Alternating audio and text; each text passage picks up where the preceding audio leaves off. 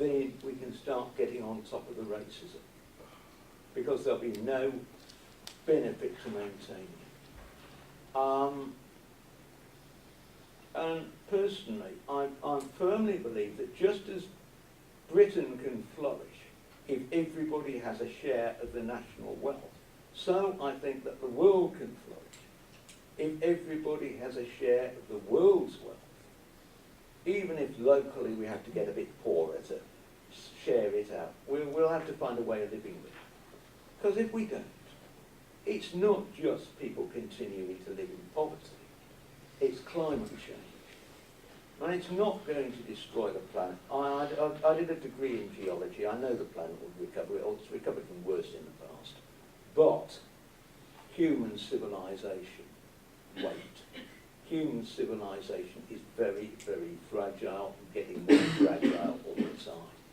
Few feet rise in sea level, there won't be a single poor black in the world. And that's where people live mostly, in low-lying coastal areas.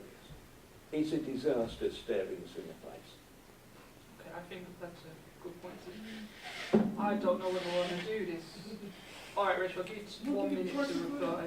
No, I'm fine actually. I don't need to reply because I was invited here in the knowledge that I was in the Conservative Party, so I don't need to reply. Okay, there we go. Councillor, do you want to? Yeah, I want to come back to the first question about volunteers and volunteerism and volunteerism. Obviously, there's always been a huge amount of volunteering and voluntary effort. The vast majority of it informal, but there's always been huge formal volunteering as well, from Sunday league football teams to the St John's ambulance that you see if you go to a major football event, through to the lifeboat service around the coast, and everything in between.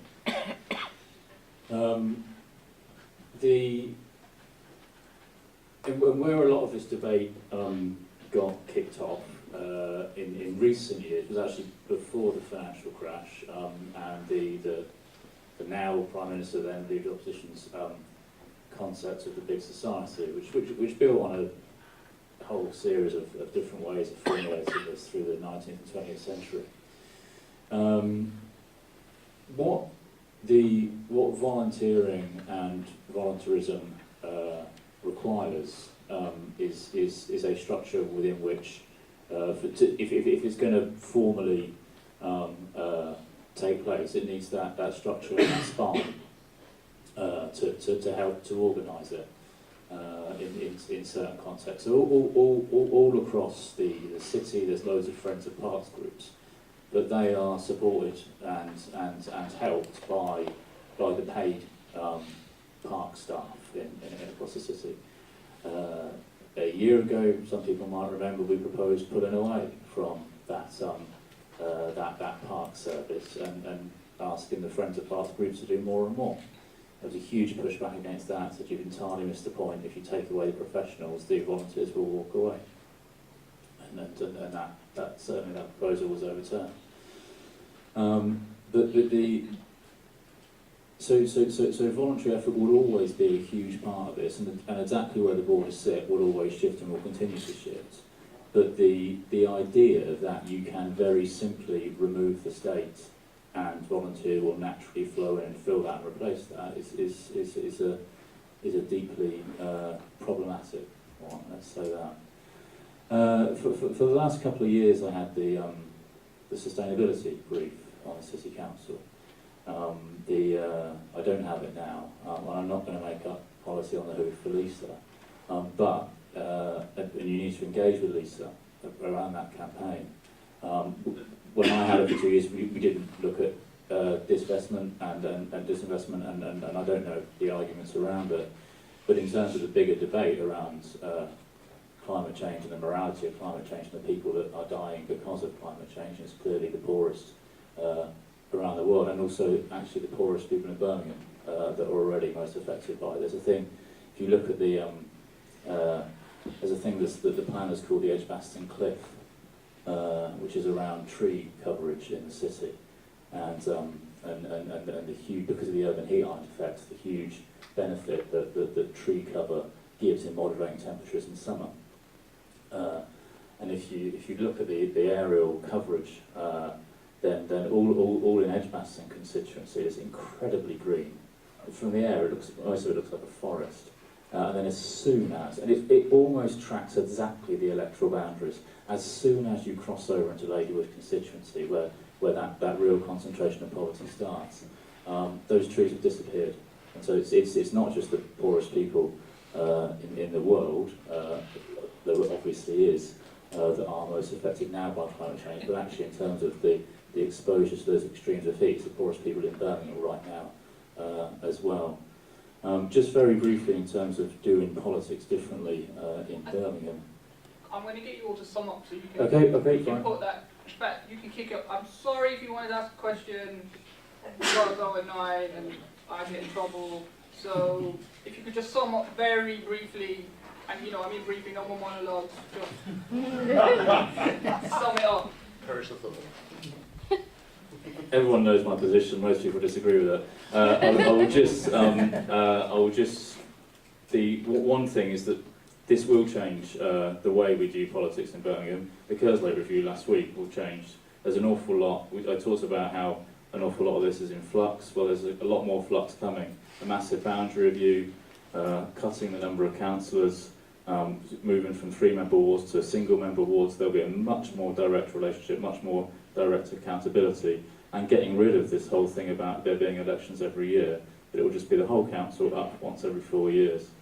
You can argue and debate whether or not you think those things are good things, but the way we do politics is constantly changing, and Kerslake has put rocket boosters under that in Birmingham. The worst, changing for the worst, sure. I mean, that's less democracy, I'm sorry. I'm not just going to sit here and debate it with you or wait till I walk out to debate it with other people. There's no doubt about it.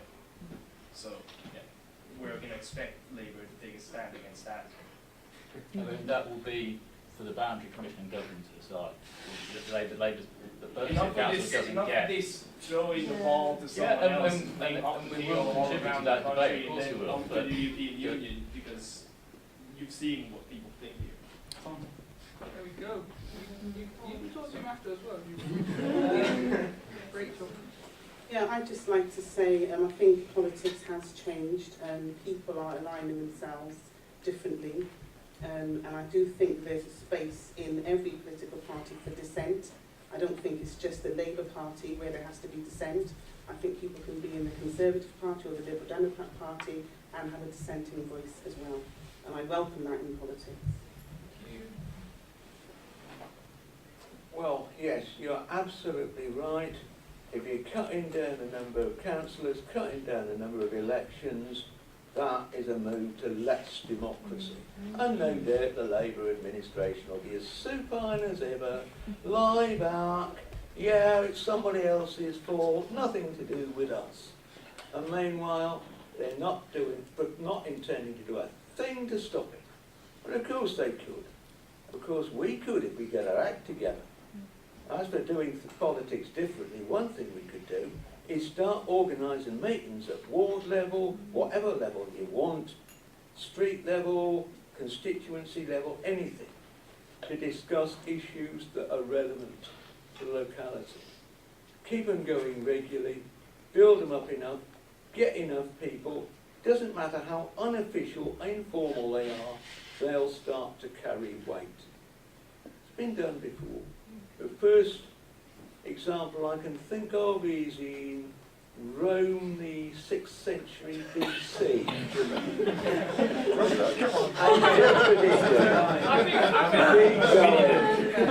If we act differently, then the politicians will have to respond. There we are. Yeah, I mean, I don't really have much to add. I think it's already said before, and I kind of feel like I'm preaching to the choir a bit. But I mean, yeah, I think if the thing that people take away from this is, you know, hopefully that we need people to organise. We need people to work together with like local calamity cuts groups, with community organisations, within your workplaces. You know, the most important thing is you're just kind of not passively accepting this, and you're going away and using what little resources you have which is your time, which is, the kind of connections that you have with other people, to work together, to use that power to try and fight what is going on across all of the major parties. Whatever your opinion on electoral politics, I think we need to be organising with other people to challenge austerity. We have to completely reject the dismal future which we offer for this city. The dismal, pro-business, austere future for the city to lead to disaster, and develop a new vision which will be popular amongst the people for human liberation, anti-racist, anti-discrimination against workers, the rest of it. Now, it's a long story, but we have to lift our vision and fight for that and completely reject what's being offered. Organise, develop our politics, mobilise, direct action, campaign, etc. It's very straightforward. We're just going to go out there and do it. If you want to see details of what we mean by a new Birmingham, well, look at the leaflet on that brave subject at the back by Committees Against the Cuts, or the latest edition of Slaney Street, which says the thing in a bit more detail. Take some with you, they're free. Can we thank our panel? Thank you for coming out tonight. We're back in January. Back in January about Malcolm X and his visit to Smurvik. Can I just put out something to do with Politcs, and something to do with the question of disruption. I noticed this morning, in fact, that the SNP, Plaid Cymru and the Greens have formed a fairly informal common negotiating bloc in the event of a hung parliament. And one of their non-negotiable conditions is going to be no Trident, and probably a couple of other things. And obviously the questions around Spain agrees are very interesting, but what I would like to know is, and bearing in mind that some of the panel are critical of the idea of representative democracy altogether, come next May, and within the bounds of realistic probabilities, we're not going to have a Green government, or whatever, what result would you most like to see on the morning of the, whatever, 6th or 7th? In terms of strategies for whatever particular ends you yourself would ultimately like for the country and the world.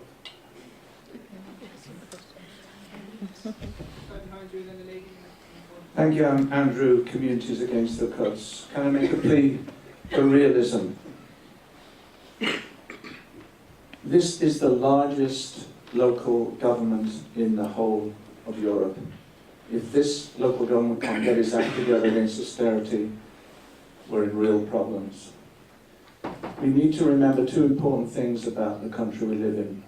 We live in a country with a sclerotic democracy, in which local government is really local administration, as the councillor said. In fact, it's only 8% of Birmingham's income that is self-generated through council tax. 92% comes in different forms from central government.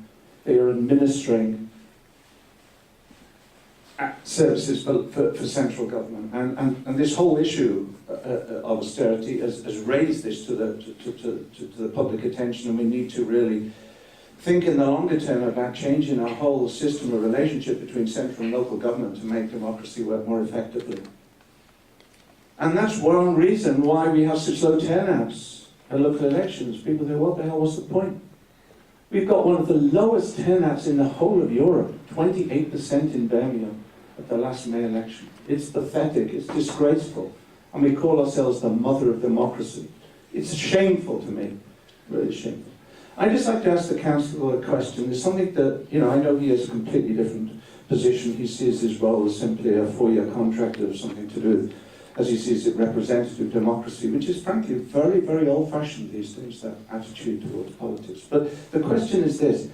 We were at the first of the 2 council meetings the other day in the council house, and Councillor brought us something quite interesting in his presentation, not even a response to a question. And it was really picked up on, I don't think, by anyone. He said, we've been negotiating, we've had a bad deal from central government, and on a needs basis, we should get more per head of population than other parts of the country because we've got higher incidences of poverty, all of which is true. And we were negotiating with them in London. And then in August, we went down for a meeting, and they said, we're not going to talk to you anymore. I don't think this is, did anyone know this? I don't think this has been in the press. If you argue that their strategy of sort of under the, quiet negotiation is a good one, maybe they've got a point. Well, they cut off the negotiations, central government cut off the negotiations. What did the Labour Party do about that? Did they make a big noise about it? Did they use this as an opportunity to mobilise people against the cuts from central government? No, they've done nothing at all about it. Now, one advantage of working, I'm coming to an end, one advantage of working with communities against the cuts is that you really get, I'm not being patronising here, you've got a real handle on where people are at politically, you're out there in the street collecting signatures, talking to people, you get a real feel of people's discontent at one level, but also, and I have to say this, general lack of understanding about the whole relationship between central government and local government. Most people in our city do not know that most of the local services are funded by central government. We know because we're in different ways, we're activists and all that, but most people don't know that. And I think that's very interesting and also very dangerous for the Labour Party, because we heard what happened in King's Standing, where a councillor got elected in what was a strong Labour seat, basically, and what he did very cleverly was to say, look what they're doing all the cuts, vote for us. They're doing the cuts, and if people don't know that one of the reasons for the cuts is because they're getting less from central government, they might buy that argument. So my question to the councillor is, isn't there a danger that if Labour doesn't, given this lack of understanding, that if Labour doesn't mobilise some, I'm not even saying that you should have a needs budget, because I don't think you'll do that, but this total lack of any sort of strategy of informing the people, educating people about the relationship between central government and local government, isn't it going to rebound on you? Isn't this dangerous from your own perspective that come May, the council, the Conservative Party nationally and locally will very cleverly say, look at all the cuts Labour doing in Birmingham, vote for us, look, they're doing the cuts. And it could be electorally to your own disadvantage. So even within the logic of your own approach to politics, I honestly don't understand why you are not in that sort of, that way, resisting the cuts.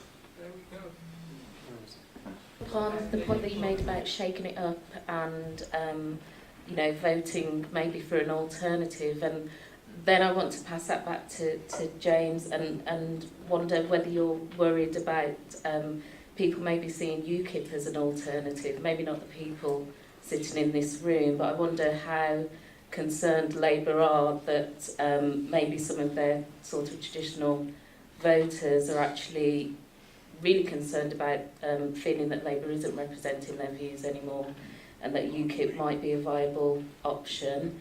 And then in terms of shaking it up and having a viable alternative, it sort of comes back to Hannah's point about what the action is, and I wonder whether you four, particularly here tonight, see opportunities for you to work together and aggregate your forces and maybe come together and have one party that could be a viable alternative for maybe the people sitting in this room to vote for if Labour isn't doing what we want it to do. It's not the most surprising answer.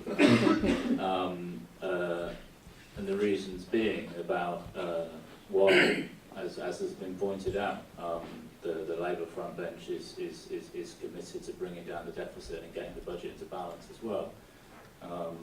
They'll do so addressing this fairness agenda that's meaning that cities are being hit and shire counties are being are not sharing their fair share of that burden.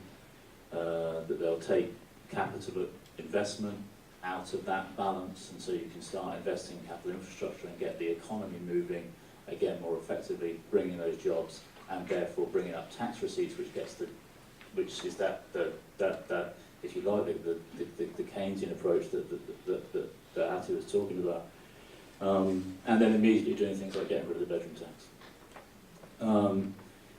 In terms of if I sort of jump from your question to the final question.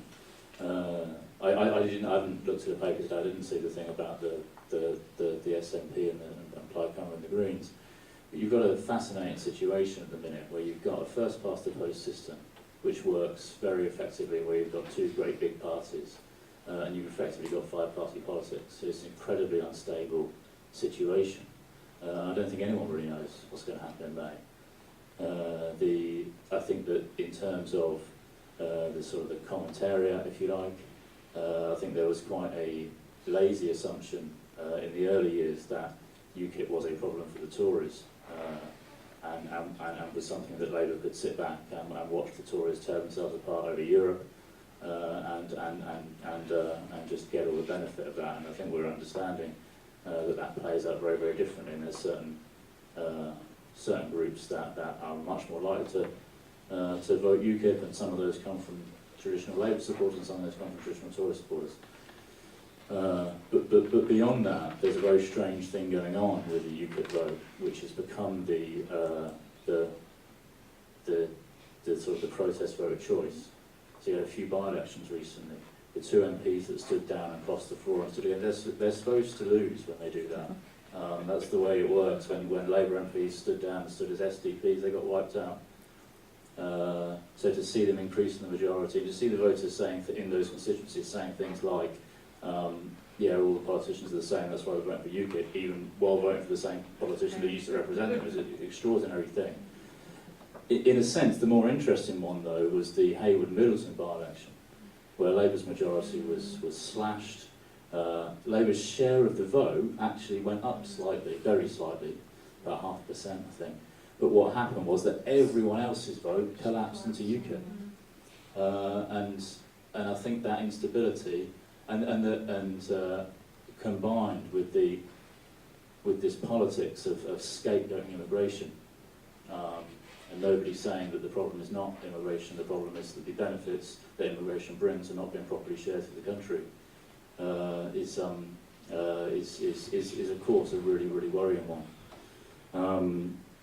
In terms of the question about why is Labour not making the case around fairness and around the way the budget works, I represent Harborne Ward. Every leaflet that goes out, every time I knock on a door, every conversation I have is around that. I don't know where you represent, I can't say, where you live, so I can't say why that works out like that. But certainly in my patch, if you like, that's very much the message that we put out.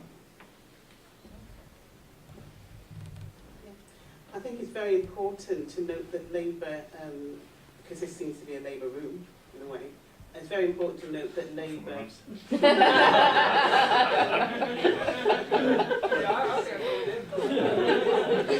It's very important though to note that Labour is losing lots of people to different parties. We've got groups here. It's certainly lost me, and I can tell you an interesting thing, and then you'll get it when I get to the end. A lady, I was out campaigning in Harborne, and a lady ran up to me and she said, "Oh, can I have one of your leaflets, please?" And I said, "Of course you can." And she said, "Are you with the Labour Party?" And I said, "No, I'm with the Conservative Party," because I am. And she was shocked. And she actually said to me, "You look like you're in Labour," which I probably do. And that's the point. The Labour Party, they are losing people. They're losing people to centre or right, they're losing people further left, and they're not understanding it. And it's quite a dangerous thing. They're not understanding that they will lose the votes. And on May the 8th, they may well not have a Labour government. So would you want to see a Tory government? You know, for Dan's question. I'm a member of the Conservative Party, so I would. But what I would say to qualify that is, what I don't like about the Conservative Party is their delivery. I don't like the way they deliver things. I think that they are causing a lot of hardship because of the policies, the way they deliver the policies. You wouldn't rather have another coalition with other guys? So what do you like about it? No, I wouldn't. No, I wouldn't have a coalition. I'd rather have people like me who could soften their approach, not a coalition.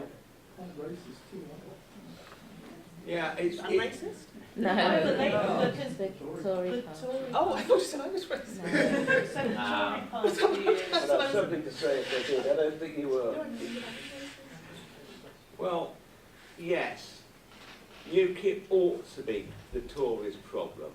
It oughtn't. It's basically a Tory split, just as the SDP back in the 80s, who I remember very well indeed, were a Labour split. They kept Thatcher in power, while UKIP ought to be putting Labour back in power. but they're not. We've always had this right-wing, working-class, white vote in Britain. They used to vote Tory or National Front. That's how the Tories managed to get 55% of the vote back in the middle of last century. Thatcher lost them. Now some of them are showing signs of wandering in UKIP's direction. Meanwhile, they've been voting for soft right-wing New Labour, if they've voted at all. And what's Labour Party doing about it? Pandering to the racist lobby, bashing the immigrants. Well, I'm married to an immigrant. I've got rather strong views about that one. After what we went through, my girls were caught in a coup because New Labour, with its policies, took so long to sort out my wife's status, she was an asylum seeker, and then give us clearance to bring those girls. And we've had all that trauma to deal with over the years. So yes, I feel very, very strongly about immigration. But that's a bit beside the point. What would I like to see as a government? Well, I don't want to see Labour win outright. I want to see a minority Labour having to form a coalition with the Greens, the SNP, Plaid Cymru. Not that I'm any great admirer of any of them. They're all too right-wing for me. But they're the least worst. And at least, as we saw this morning, they made Trident a red line. And it's about time somebody made a stand, isn't it? What in God's name do we need nuclear weapons for? Think of those tens of billions. I can't remember off the top of my head how many tens of billions it is, but it's that order that can be spent on something else if we get rid of the bloody things. Hopefully on something useful, not subsidies for bankers or for Virgin Rail. Okay, I guess I'll start with the kind of stuff around UKIP maybe. So I think that the way that we challenge UKIP is actually not by doing what Labour seems to be doing, which is just effectively taking closer and closer to their position, but actually like talking about the kind of perceived myths about immigration.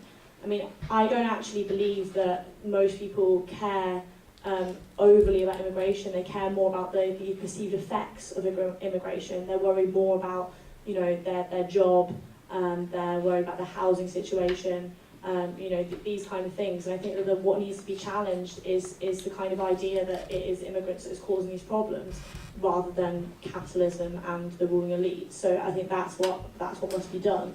This is something which Labour should be at the forefront of doing. But we have this problem where we've got an opposition government which is not behaving like an opposition government. And I think that is why, an opposition party, sorry, which I think is one of the reasons why, UKIP is growing in popularity. People cannot see the difference between Labour and the Conservatives, and they're not making it easy because there's, as far as I can see it, not much difference. And so I guess that's why, if we're talking about what I would like to, see when I wake up in May, I mean, I don't think there is a great deal of difference. However, I will vote, and I would prefer to see, I guess, very similar to Robert, like a Labour-led coalition. I wouldn't like to see them win outright. I don't want to give them that kind of legitimacy for what I think is, quite frankly, so many awful policies. I do believe they're not quite as bad as Conservatives. Again, I don't actually see that much prospect with the Greens or either of the nationalist parties. I don't think their politics are left enough generally, even though I do believe a lot of the positions which the Greens have on things. I mean, with the Trident kind of being a red line thing, I mean, I guess my issue with that is that, like, if they could pick anything for it to be a red line on, I'm not sure that I would pick Trident. Maybe if it came with conditions on what that money should be spent on instead, then I'd understand it a bit more. But to have that as your one defining thing, I just don't really understand, and there's so many problems which kind of affect people's lives on a day-to-day basis. I don't think I would pick Trident unless there was a very specific argument about where that money should go instead. Thank you. In the election, I would like to see a defeat of the coalition, absolutely, out of power, plus a sizable vote for the real left. Whether that's Left Unity, the Trade Union Socialist Coalition, the Scottish Socialist Party, Lewisham People Before Profit, or wherever. That's what I would like to see. And that's important because if Labour does take power, or the majority government, let's be clear, it'll be same meat, different gravy. You know, the war, racism and austerity will continue in a different shape and form. And that's unacceptable. So shots will be fired across the bows of this neoliberal party by having votes also for true left candidates in the election. As regards the United Kingdom Intolerance Party, well, the reason that the protest votes are going to the right is there's no viable alternative to the left. It's very simple. And while I got a lot of time for Russell Brand, I think he's wrong on this. You do need a political party of the left, which is worth the name, which is known, such as Syriza's managed to do in Greece, for example. And then I think you'll see that the collapse of these clowns of UKIP, you know, these dangerous clowns, will be left floundering. But until we do that, that's why it's important to get these left parties together. On the question of unity, well, during our election campaign in April and May, many members of Left Unity came across to South West Birmingham to help us with our election campaign. Last Friday we had a joint social between CADC and Left Unity, so steps are being made. I'll take the point. It's Left Unity, in the general sense, not just the name of the party, is very important, and the more ways we get towards that, the better. Lastly, on the debts, the rationale for the extreme austerity in Greece, I think it's bad enough over here, it's far, far worse over there, was to reduce, you've heard it before, the national debt. Result, 5 years later on, the national debt is much higher than it was at the start. Either it's mistaken or a conscious deception. It's wrong. Don't use that story again. If you invest in the economy, build houses, cheap public transport, get jobs, the debt will take care of itself. People will get into employment, they'll start paying taxes, it will take care of itself. What comes first? It's getting people into work by investment, by public investment, those dangerous, illegal words. The state has the power to invest, to build homes and build construction and public transport. It has the power to do that. At very low rates of interest, I might add. So easily done, but they refuse to do it out of dogma and ideology. But we reject that, I'm sorry. Okay, more questions? Yeah. And then you got to wait. Public expenditure, we get lost in a discussion of what the political parties are doing, and then we start realising, we start missing a very big enemy that's been around for much longer. If we take a much broader historical view of things, capitalism does not need a welfare state. In fact, it doesn't really want a welfare state. We had to win the welfare state through mass mobilisation, through strikes, and through fighting tooth and nail. And then as soon as the chance came, that created a crisis for capitalist accumulation. So they restructure, they take the advantage of restructuring. The welfare state is not the norm for capitalism. In fact, it's a blip on its historical, existence. So what I want to look at, and the question I'm going to get to at some point, is basically,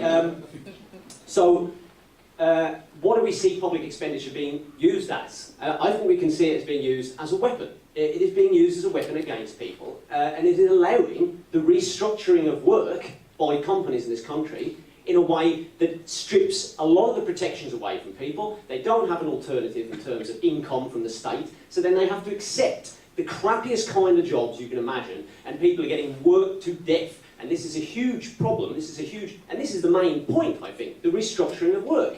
Restructure work in a way in which people are lucky to get the sort of jobs with fixed contracts and what have you. Create even more divisions between different grades of work.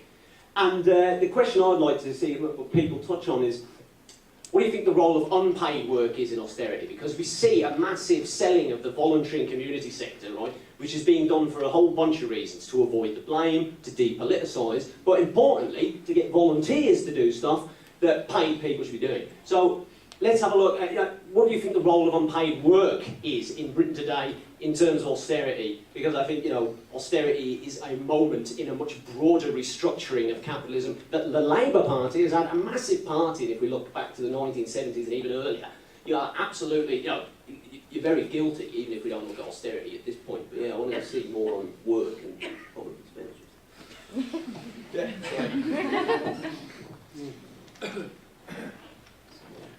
thanks. I agree with what Darcy's just said. If we think about the meaning of the cuts, of course for individuals who are on the receiving end of them, either as users of services or as employees, the meaning's very sharp and personal. But for government, for this government, cuts are not the end in themselves. They're a means to an end. And part of it, I agree, is restructuring the labour process.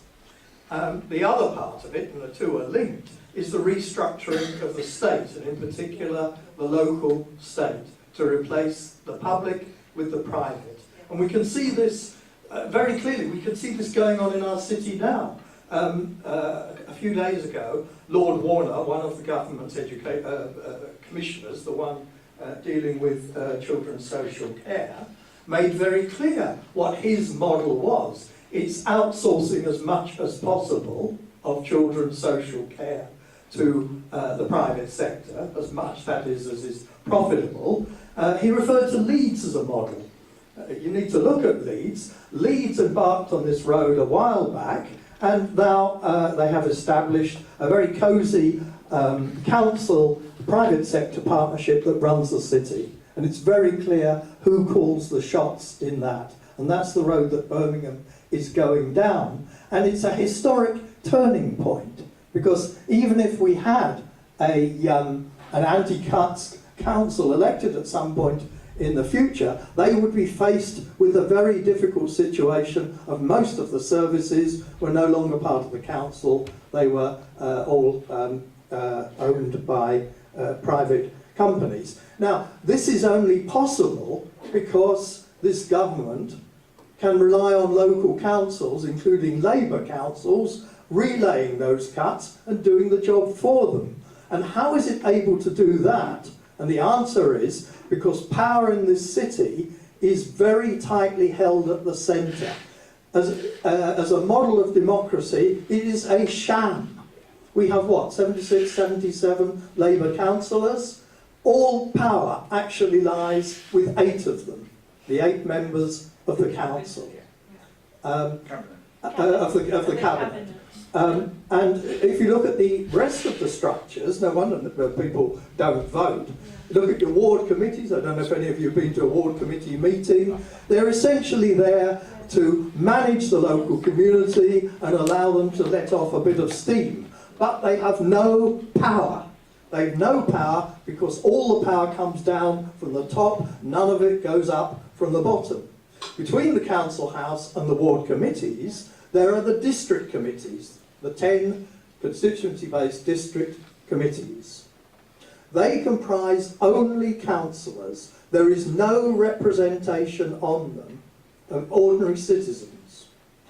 There is no input into them directly by those people who've been along to those ward committee meetings. And in fact, the district committees themselves are largely powerless because most of the spending is decided by Albert Moore and the other 7 cabinet members. So my question, which I am leading up to, is, ironically, there's a real contradiction here, because one of the things that the council keeps saying is we're going to enhance local democracy, we're going to empower local communities. Because they know they've got a bit of a problem here.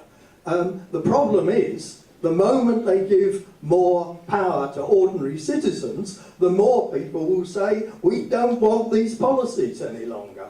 So I can't see signs of much progress there. I know that Left Unity's slogan is doing politics differently, i.e. not just a different driver in the same vehicle, but a different vehicle, one that is opened up to participatory democracy as well as representative democracy. What I'd like to ask all the candidates is, what is their vision of a democratised Birmingham? If we could lay our visions for the questions quicker, maybe just a question. I know it's, you know. Yeah, I just wanted to kind of do a little announcement about a campaign that we just started up in September, which is aimed at the City Council and which is aimed at getting the City Council to divest from fossil fuels. And it's part of an international campaign where there's been massive successes. There's been universities in the United States, and there's been universities and local councils around the world which have committed to divest from the fossil fuel industry. And I think that we've just started up this campaign. It's called Birmingham Fossil Free. Birmingham City Council is the single largest unitary authority in Europe, as we know, has huge amounts of money invested in the fossil fuel industry. And I don't think that we can see the issues of austerity as inseparable from the issues created by fossil fuel capitalism. And we must see it as one of the same. It is very much a case of capitalism kind of destroying people's lives, whether that be through austerity or whether that be kind of now and further down the line in terms of climate change. So I would urge everyone to sign a petition, give out the leaflets, to get... Sorry, what? I don't mind you like speaking right. Okay, so my question to the panel is, should Birmingham City Council divest from the fossil fuel industry? So, you know, I'm going to abuse my position here. I'm just going to ask 2 quick questions to the panel. Are you? Yes, I'm going to. No, I'm going to. We're going to bring some order to this. So, one of them is to Rachel Tucson. Right. It must be a question you've heard before, and it is there a contradiction between a Conservative councillor, standing for Conservative councillor, and Barack against the cops? And the second question broadly to the people on the left, you seem to be arguing for a sort of return to social democracy. We had social democracy and Britain was racist as hell. And social democracy also doesn't deal with issues in the third world, etc., etc. So we can have social democracy which is extraordinarily racist. So that's my question. There we go. I think we'll answer these questions and then we'll come back for one last session, okay? Yeah? Actually, Rachel, do you want to take, because those were fresh, so you can take those off. Is there a contradiction? In Birmingham, because Barack UK is the one in London, and I think they are very, I don't know, normally use terms of left and right, but I think if you were using those terms, I think they are left, although I'm not sure that they actually stand for Labour. They might even be left of that. In Barack Birmingham, we campaign against the cuts in Birmingham, the local cuts in Birmingham, and we campaign, one of the things that we say, and I believe it personally anyway, as I've said, if the local council feel they're not getting enough money from central government, they should petition to central government. I'm really not bothered about the fact that I'm in the Conservative Party. Justice is justice. So if the central government are doing something which is not good for the people, then I would side with the people and I would put that case forward. And that's why I'm very keen for there to be a proper democratic process for voter registration, because at the end of the day, elections have a very low turnout, and some councillors and MPs win with very few votes. If more people voted, more people could put their case forward. I work very hard in Barack, I work very hard talking about the disproportionate impact of the council for black people.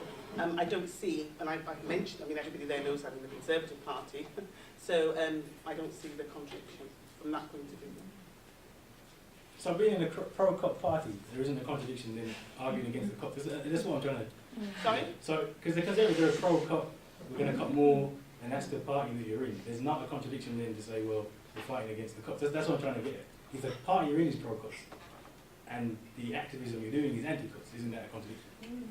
Well, what we do in Birmingham is we talk about the disproportionate impact of the cuts in Birmingham on black people. So, for example, if they're closing all the youth centres, which most people, whether they are in Labour Party or left of the Labour Party, we don't agree with that anyway, and we would talk about the disproportionate impact that has on the black community. But it's the Conservatives. And I'm not going to change my party. So I thought this was more across party. I don't know if every single person is Labour or left of Labour. I mean, what's you know? No, I'm just interested in that potential contradiction. Yeah. So that's my view anyway. Unless somebody else wants to take my secretary role in Barack, you know.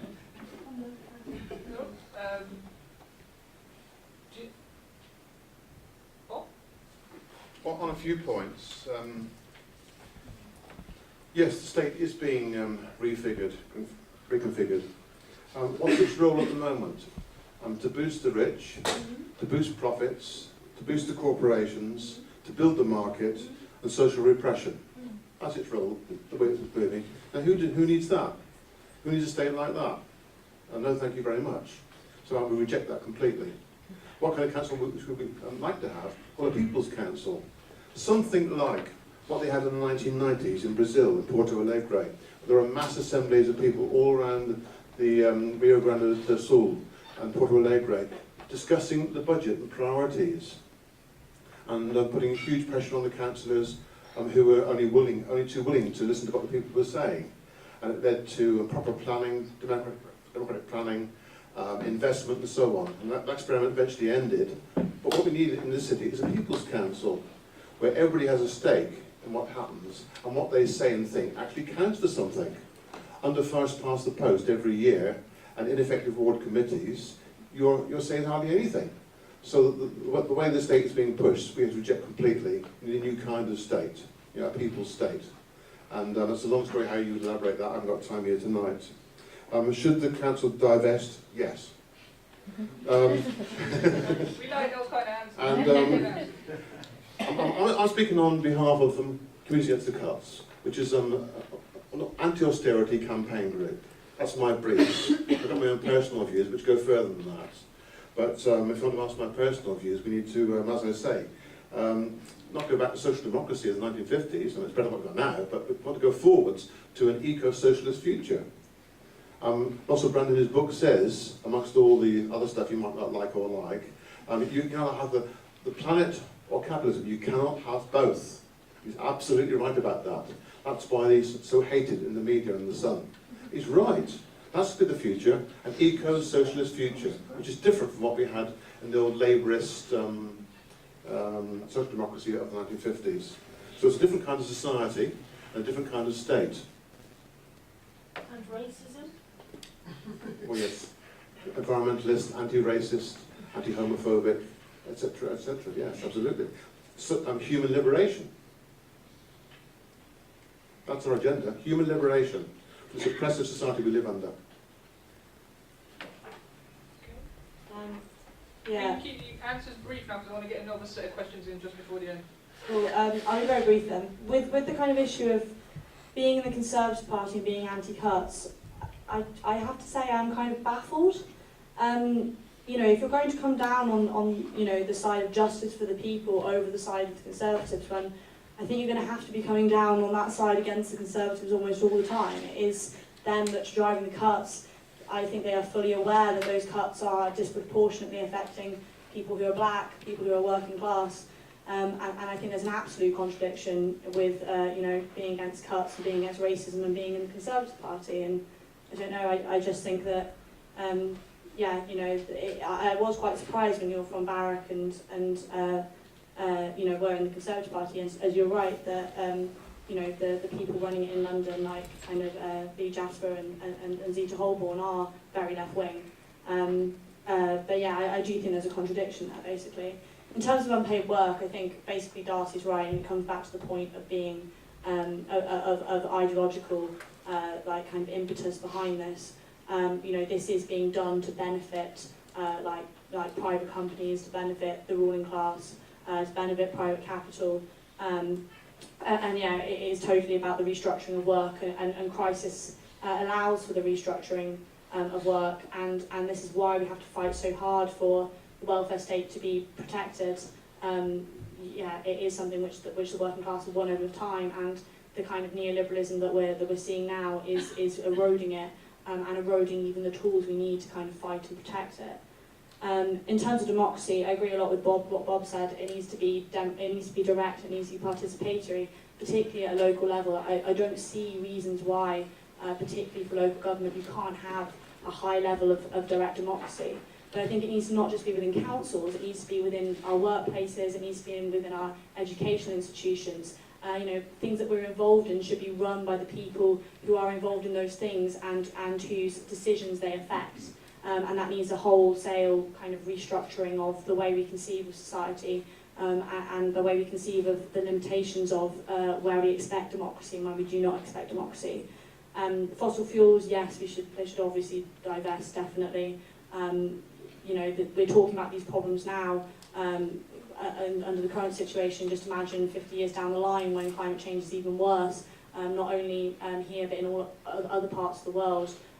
This is going to be even worse, and we should be thinking about that right now. And yeah, I completely agree. We cannot return to social democracy, and social democracy, obviously, you know, the things that were won under that cover up the high degree of repression which other groups faced under that kind of consensus. So we need to kind of learn the lessons of that, and we need to make sure that the kind of society we're building in the future does work to overcome, you know, racism, sexism, homophobia, you know, all of these kinds of things. And I think it's very important that people on the left who are, you know, advocating this kind of stuff are very conscious, you know, of the multiplicity of interrelated repressions and don't just focus on class. Yeah. Can we? Do I get the right to reply? Or?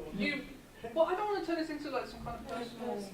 Well, no, I wouldn't want to, but I think since it's been personally directed at me, then I have to have a right to reply. He tends to do this to everyone. He does it to me. They are being invited to a place at a no conservative. I will allow the right response. Yeah. Robert, if you, in fact, you know what? Can you just focus on? I'll give you, because I want to go back on this. If you represent Left Unity, and the guy who helped found your party created a film called Spirit of 45. And it's about social democracy, and I've got to say I find it very weird because there are no dark people in the whole thing. And if anything, I see your party as a return to that politics that doesn't include people like myself, who were actually part of this country under the realms of empire. So I just want to know, you know, is Left Unity about social democracy or is Left Unity about something new? So that's an open question. It's not a castigation. It's a. Well, that's actually what I was going to address anyway. Yeah, of course you can be social democratic and incredibly racist because that's the context I grew up in. And I remember only too well, I grew up in a street in East Oxford. There were those notorious notices up and down the street, room to let no blacks or Irish. It always included the Irish actually, it wasn't just black people. And there was a wall down the end of the street with "Wogs Go Home" painted on it. I'll never forget it. It was awful. And yeah, that's a product of our history, isn't it? Go back to the time of the English Civil War. England was nothing. It was marginal. It defeated the Dutch in a couple of wars, started building up this awful empire on which the sun never rose. My wife's from an ex-colony, she hasn't got a good word to say for it. They destroyed countries like Sierra Leone, as it came to be known, up and down the world, for the sake of enriching themselves. That is the foundation of the country's wealth. And that is the context that racism grew out of. It started on the plantations. No two ways about that. And yes, we do have to address this. It's something I feel very, very strongly about because it's never stopped. My wife's Sierra Leonean. It's got massive diamond deposits. You can literally get them out with a bucket and spade. Best gem diamonds in the world. And it used to be the poorest country in the world. It had a disastrous civil war back in the 90s. That's how my family came to be here as refugees. All that was about people.